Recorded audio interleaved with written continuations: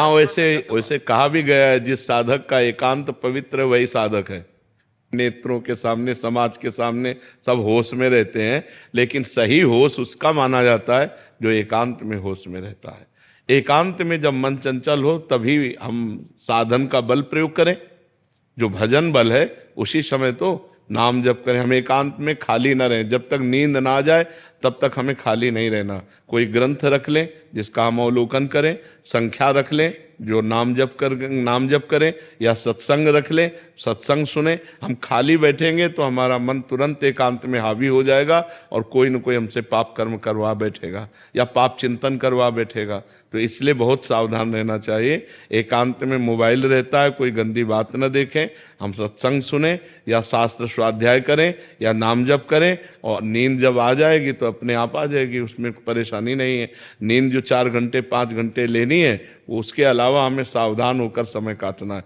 खास समय एकांत का, और जब खास समय सोने जा रहे हैं उस समय तो और बिल्कुल सावधान होकर, बिल्कुल नामाकार वृत्ति करके। जैसे अब अपने लोग सोते हैं ना, तो सोने नहीं जाते, ध्यानस्थ होते हैं।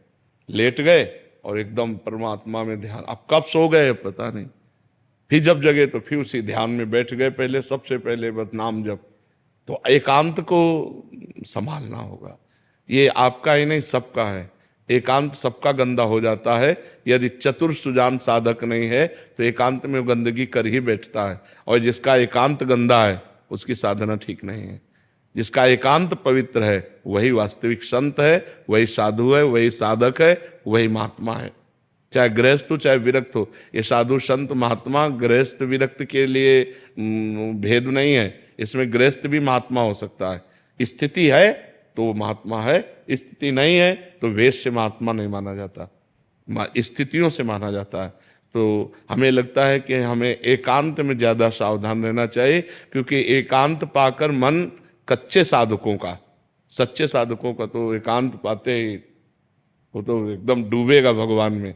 एकांत पाते ही तो बिल्कुल मन ऐसे उल्लसित होकर भगवान में डूबेगा कि एक मतलब इतना एकांत प्रिय हो जाता है कि घड़ी का सेल का जो आवाज़ आती है ना, टक टक, मतलब कमरा शांत है तो अभी आपको घड़ी की आवाज़ सुनाई देगी, टक टक टक। जैसे अब डूबने में वो भी तो फिर उसको हटाना पड़ता है कि हटाओ।